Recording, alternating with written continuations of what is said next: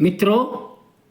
आपकी बात आपके साथ के इस 28 मई के सायंकालीन अंक में आप सभी को मेरी राम राम। मित्रों, जैसा कि इस अंक का शीर्षक है, झूठे ही लेना झूठे ही देना, झूठे ही भोजन झूठे ही चबेना। गोस्वामी तुलसीदास जी द्वारा ये जो दोहा हम सब लंबे समय से पढ़ते सुनते रहे हैं, निश्चित ही इस समय हम देखेंगे कि भारतवर्ष के राजनीतिक पटल पर खास तौर से कुछ विपक्षी दल, इंडी गठबंधन व उनके नेता और ऐसे नेता के नेतृत्व में चलने वाले उत्तर प्रदेश के समाजवादी पार्टी के मुखिया अखिलेश यादव, लालू प्रसाद के बेटे राष्ट्रीय जनता दल ममता बनर्जी पश्चिम बंगाल, और आप देखेंगे महाराष्ट्र के अंदर शिवसेना के नेता व इस प्रकार के लोग दक्षिण सुदूर भारत तमिलनाडु में व अन्य जगहों पर भी देखेंगे। एक ऐसे राजनेताओं की एक प्रजाति सी खड़ी हो गई है, वह जनता के बीच जाकर मुद्दों पर संघर्ष करने की क्षमता नहीं रखती। वह जनता के बीच सकारात्मक मुद्दों को ले जाकर उन पर आंदोलन कर देश की सरकार पर, सत्तारूढ़ दल पर दबाव बनाने की हिम्मत नहीं कर पाती। वह पूर्व में अपने अवैध भ्रष्टाचार द्वारा किए अकूत संपत्ति जो उन्होंने अर्जित की है, उसको बचाने के लिए और इस प्रकार के अन्य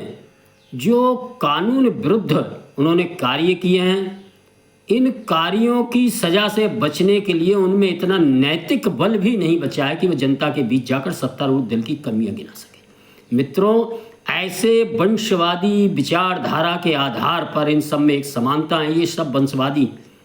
जो परिवारवादी लोग हैं, जो राजनीति करते आ रहे हैं, इनके बाप दादे की सल्तनत पार्टी के नाम पर चलाते आ रहे हैं, इनमें एक समानता है, ये सब वही लोग हैं।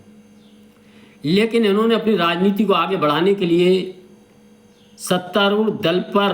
झूठे आरोप लगाने के लिए जिस प्रकार गोस्वामी तुलसीदास जी ने कहा था कि झूठे ही लेना झूठे ही देना, झूठे ही भोजन झूठे ही चबेना को मूल मंत्र मानकर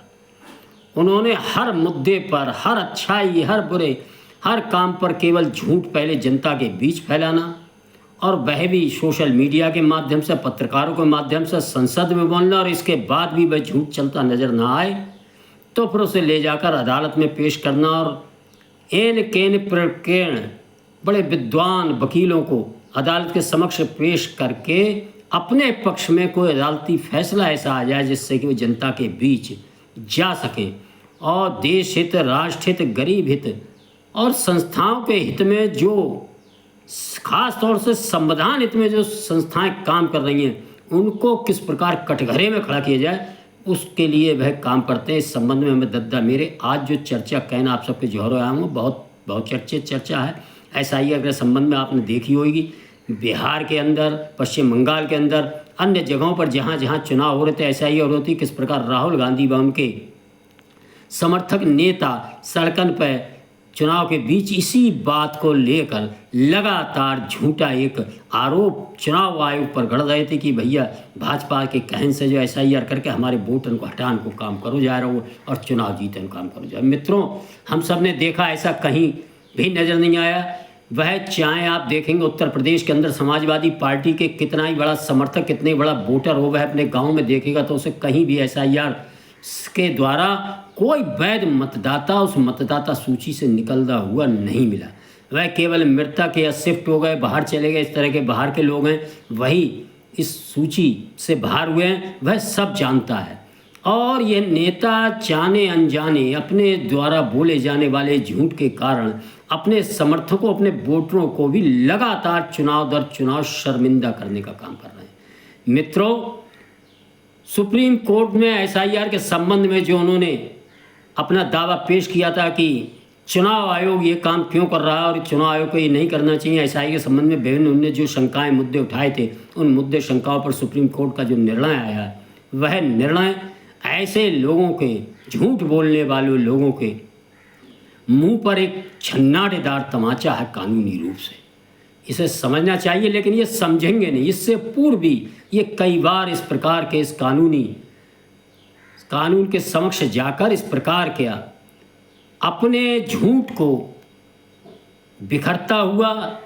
और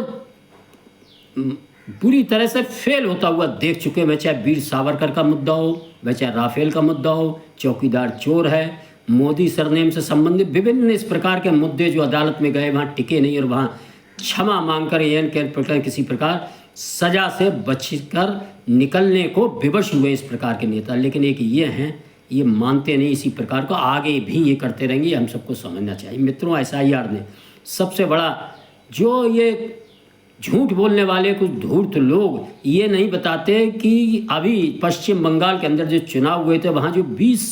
ऐसी सीटें जहाँ सबसे ज़्यादा SIR के माध्यम से अवैध घुसपैठिए जो थे मतदाता वह निकाले गए थे, उन 20 सीटों में से 12 सीटों पर TMC पार्टी जीती है। यह सच भी देश के सामने आना चाहिए कि अगर विपक्षी दलों को नुकसान पहुंचाने की मंशा SIR चुनाव आयोग की होती तो फिर भाई वो 20 में से 12 से ऊपर सीटें कैसे TMC जीत गई,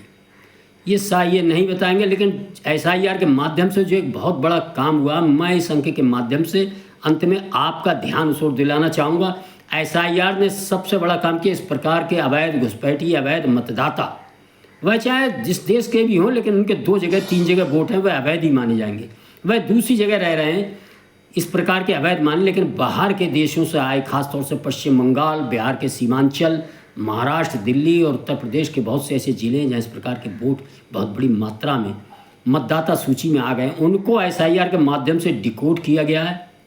और फिर SIR ने उन्हें अपनी मतदाता सूची से डिलीट किया मित्रों। और डिलीट होने के बाद सरकार अगले कदम में उनको डिपोर्ट भी करने जा रही है। उनको यहाँ से एक एक घुसपैठिए को निकाल कर बाहर किया जाएगा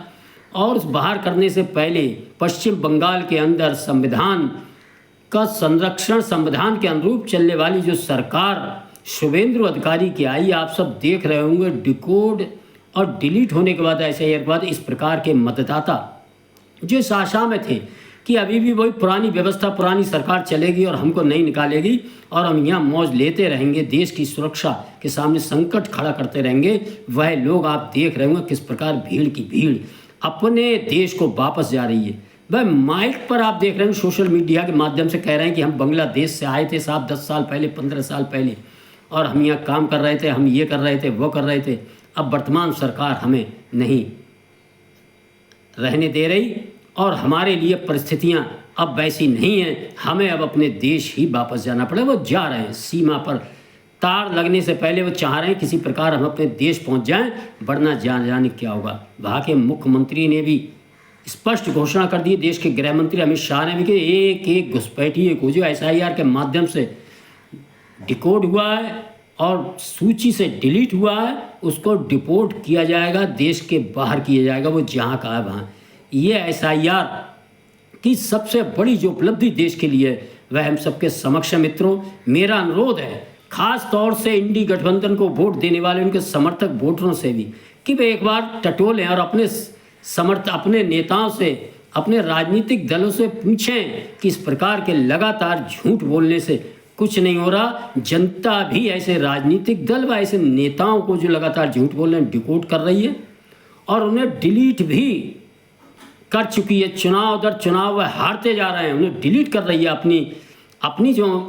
उनकी ऐसा समर्थन करने वाले लोग जो थे उन्हें धीरे धीरे डिलीट करते जा रहे हैं। इसीलिए उनकी जो संख्या है विधानसभा, लोकसभा में लगातार कम होती जा रही है पूरे देश के अंदर। और यदि इसी प्रकार वह लोग झूठ बोलते रहे, छल प्रपंच देश के सामने परोसते रहे, तो देश की जनता आने वाले चुनाव में आप देखिएगा उनको बिल्कुल डिपोर्ट कर देगी।